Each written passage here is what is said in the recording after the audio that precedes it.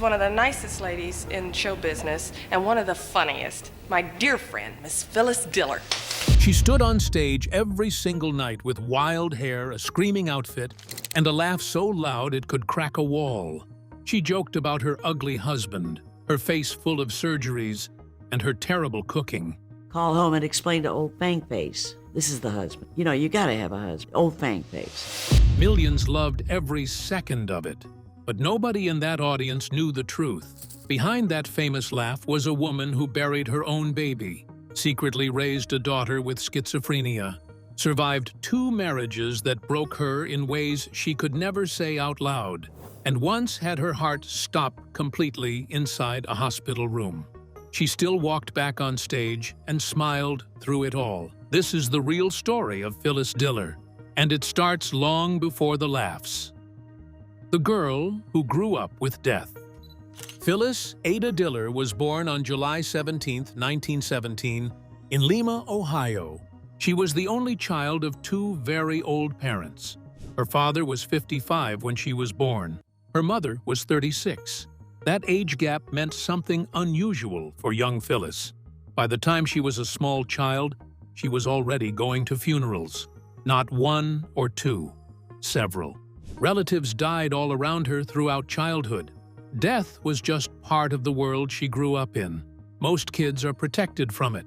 Phyllis was not, and somehow she turned that into humor. She said later in her life that comedy started as a way to cope, not just as a hobby or a talent, as actual survival. Came to Hollywood, I could have had big parts too, but I was allergic to silicone. When everything around you feels heavy, you either go quiet or you find something to laugh at. Phyllis chose to laugh. She was brilliant in school, quiet and disciplined in the classroom.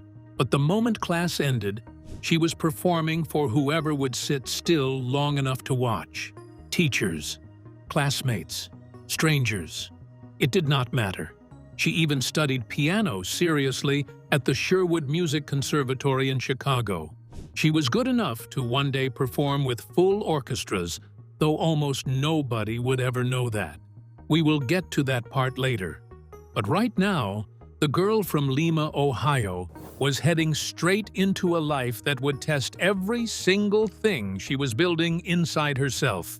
Because the first real test started the moment she got married. The husband who never worked. In 1939, Phyllis met a man named Sherwood Diller. He was the brother of a classmate. They fell quickly for each other, eloped, and got married. She was 22 years old. For the next 26 years, Phyllis would carry a weight she never fully told the public about. Sherwood was agoraphobic. That means he had a serious fear of being in public spaces or leaving the house. He barely went outside. He held no steady job across the entire length of their marriage. Not a single one. Phyllis was the one working. Phyllis was the one paying the bills. Phyllis was the one managing a household with 5 living children, while also trying to build a career from nothing in a world that did not expect women to do any of that. In the 1950s, a woman in that position was supposed to stay quiet and manage. Phyllis had no choice but to become the engine of the whole household. Now think about the Fang character. Comedy is based on tragedy. If there is no tragedy, the smaller the better, there is no comedy. If everything goes right, nothing's funny. Everyone who watched Phyllis Diller thought Fang was a fictional invention, a comic creation, a made-up, terrible husband for the sake of jokes. And technically, she always insisted he was not entirely based on Sherwood. But she also said this out loud. The Fang character was her therapy. She could not afford a psychiatrist.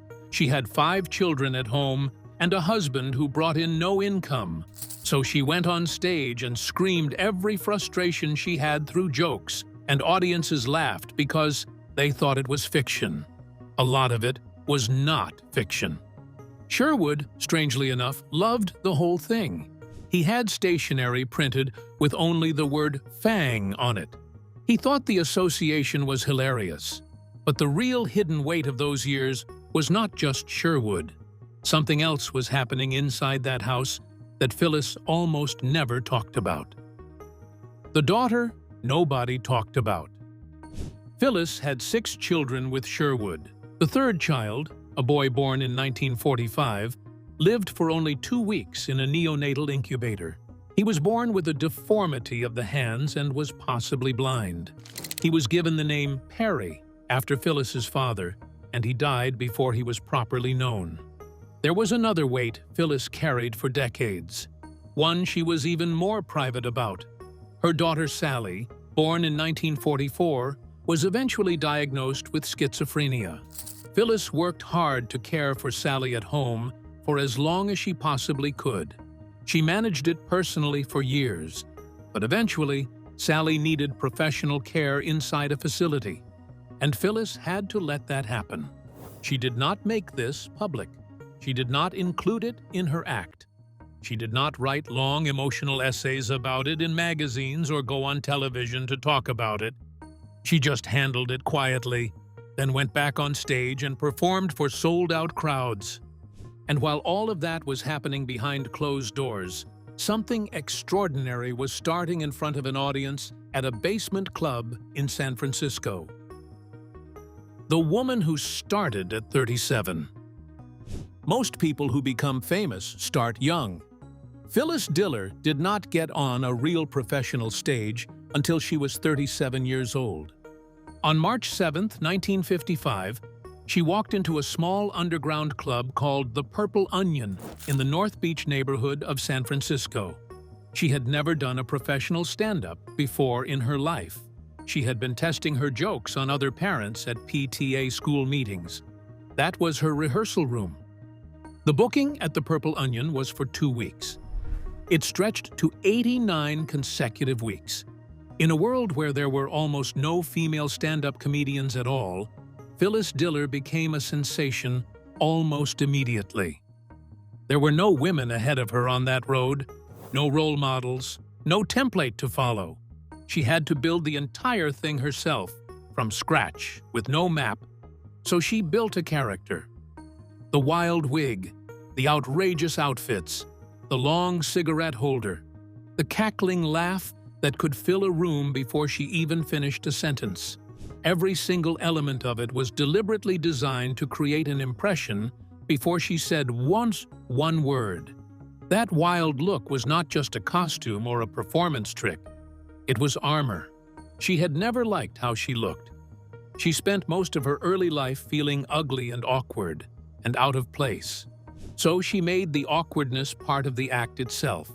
She got ahead of it. She turned the very thing she feared most, the way people might judge her appearance, into the opening joke. She was not just entertaining. She was protecting herself in the only way she had figured out how to.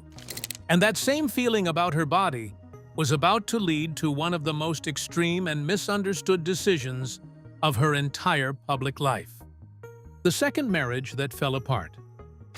In 1965, after 26 years, Phyllis finally ended her marriage to Sherwood. The official reason at the time was vague. What came out later was that Sherwood had been having an affair with their housekeeper. Phyllis moved quickly. That same year, she married an actor named Ward Donovan. She had actually met Donovan years earlier, in 1962, during a stage production of Wonderful Town in Chicago. He was tall, handsome, and charming. Phyllis was completely taken by him. He seemed to be everything Sherwood was not. After years of opening her own doors and shoveling her own coal, as she once described it, she finally had someone who treated her like she mattered. But within 3 months of the wedding, Phyllis filed for divorce. She had discovered that Donovan was struggling with serious alcoholism. The discovery of his hidden life was devastating. She made the filing. The divorce was almost final. Then, one day before it became official, they reconciled. They stayed together for another 10 years before finally separating for good in 1975. Donovan, by her own account, handled her rising success poorly. When he drank, he became difficult and confrontational in ways that made the relationship impossible. 2 marriages, 2 very different kinds of pain. And she wrapped both of them inside jokes about a fictional husband named Fang and made the whole world think it was just a bit. But even with all of that, nothing prepared anyone for what she was about to do to her own body. The body she rebuilt. In 1972, at 55 years old, Phyllis Diller went public with something that genuinely shocked people. She had gotten a facelift. In that era, plastic surgery was something people kept hidden. Celebrities did not admit to it. It was considered vain and embarrassing. Phyllis did the exact opposite. She announced it out loud and then kept going. By 1989, the list of procedures included a breast reduction, a tummy tuck, a nose job, a brow lift, multiple eye lifts, cheek implants, eyeliner tattoos, chemical peels, and several full facelifts. More than 15 procedures across nearly 10 different surgeons over roughly 17 years. She joked about it constantly. She said she had been redone so many times that no 2 parts of her body were the same age. The American Academy of Cosmetic Surgery gave her an award for being the first person to publicly acknowledge her surgeries and show the results openly. But behind the jokes, she said something that cuts deeper than the humor. She said she had never liked how she looked, and she knew exactly what that did to her self-esteem. She did not get those surgeries out of vanity. She got them because she had spent her entire life not feeling good enough inside her own skin. The woman who built a career on laughing at her own appearance was genuinely struggling with that appearance in private. She turned insecurity into comedy, but it was still insecurity underneath. And while the world was watching that very public transformation, Phyllis was living an entirely separate life that almost nobody knew existed. The double life on the concert stage. For a full decade, she had a second career, a secret one that had nothing at all to do with comedy. From 1972 to 1982, Phyllis performed as a classical concert pianist alongside more than 100 professional symphony orchestras across the United States. She was not a celebrity guest sitting at a piano for one song. She was a serious performer, good enough to play with full orchestras on real concert stages. That takes years of discipline and genuine musical talent. But she did not do it as Phyllis Diller. She performed under a stage name, Dame Ilya Pilya. The people sitting in those concert halls had no idea they were watching the same woman who was selling out comedy clubs across the country. She kept the 2 worlds completely separate for 10 years. 2 careers, 2 names, 2 audiences. While critics were writing her off as a silly woman in a wild costume, she was performing Mozart and Chopin with professional orchestras under a different name, in a different world, as a different person. That second career was hers alone. Not Phyllis Diller, the brand, just Phyllis the musician, the one who had studied piano as a teenager in Chicago and never stopped loving it. She had layers that the public only began to understand after she was gone. But none of those layers could protect her from what was coming in 1999. The night her heart stopped. By 1997, Phyllis Diller was past her 80th birthday, and her body had started to give out in ways that could not be ignored. Years of non-stop work, constant travel, bright stage lights, late nights, rehearsals, and performances had taken a toll that even she could no longer laugh away. The energy that had once seemed endless was beginning to fade, and the strain of decades in entertainment was becoming impossible to hide. Still, she refused to disappear quietly. Even as her health weakened, she continued showing up, continuing the same demanding pace that had defined nearly her entire adult life. She had been performing for more than 4 decades. Television specials, comedy tours, USO shows in Vietnam, alongside Bob Hope, Broadway runs, game shows, movies, voice acting roles. The pace had rarely slowed below relentless. Audiences knew her as loud, fearless, self-deprecating, and impossible to ignore. Behind the exaggerated costumes and explosive one-liners was a woman who worked harder than almost anyone around her. She had fought her way into comedy during a time when female comedians were rarely taken seriously, and she had stayed relevant through multiple generations of television and entertainment. Even in old age, she continued appearing in public, determined not to let time push her aside. Then, in 1999, she was in the hospital. Her heart stopped. She flatlined completely. Doctors worked desperately to bring her back, fighting to restart the heart of a woman who had spent decades bringing life and laughter into packed theaters and living rooms across America. For a moment, everything stopped. The career, the performances, the voice people instantly recognized. Her family and doctors did not know whether she would survive. When she came back, she was fitted with a pacemaker to help her heart keep its rhythm. But the ordeal was not over. The medication she was put on after the pacemaker procedure had a severe reaction inside her body. It paralyzed her. The woman who had been commanding stages for 44 years, moving, performing, filling rooms with her presence, suddenly could not stand up. She went through physical therapy to get her legs back. And she did. She regained the ability to walk. She appeared on The Tonight Show in 2007 at 90 years old. She had fractured her back just weeks before that appearance. She showed up anyway. She did not talk publicly about how close she came to not showing up at all.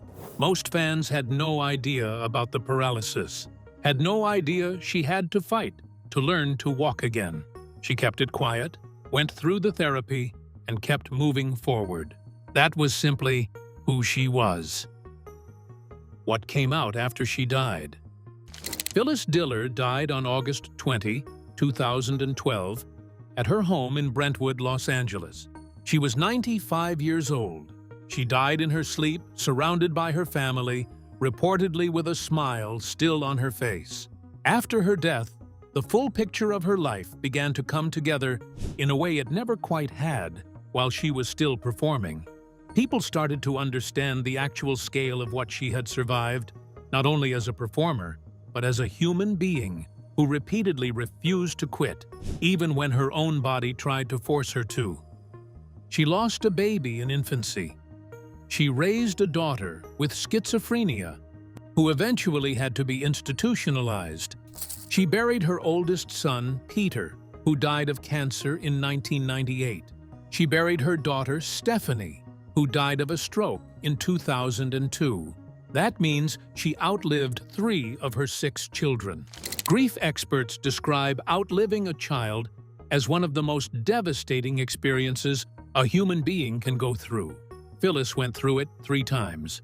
She had spent 26 years married to a man who could not function outside the house and contributed nothing financially. She married a second man who hid a major part of who he was from her and then struggled with alcoholism throughout their time together.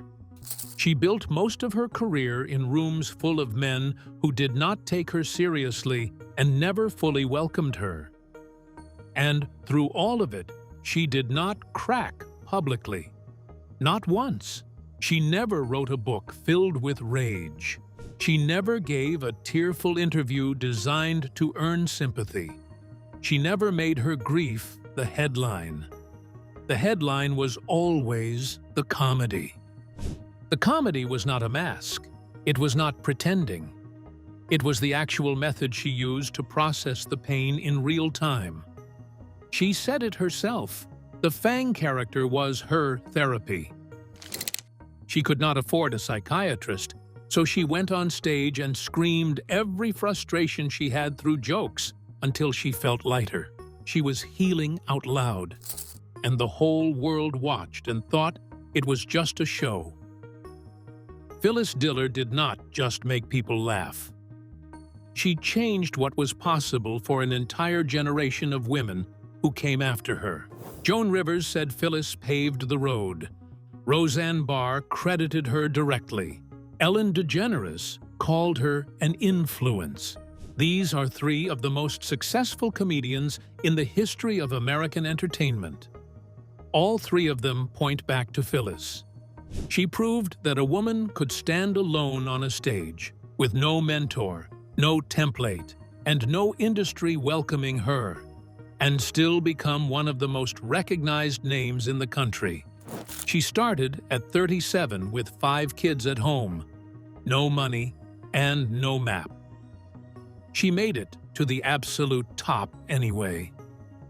She inspired women who came after her to understand that being funny was not something to make smaller or apologize for. And she did all of it while carrying private grief that most people could not imagine. The wild hair and the cackle and the outrageous outfits were all real. But so was everything underneath them. She was not funny because her life was easy. She was funny because her life was hard, and she simply refused to let the hard parts win. Phyllis Diller lived 95 years and filled almost every single one of them with laughter. But now you know what was underneath it. She carried grief, loss, illness, and pain, and she turned every last bit of it into something that made the world smile. If this story hit differently than you expected, drop a comment below and let us know your thoughts. Like this video, subscribe so you never miss a story like this one.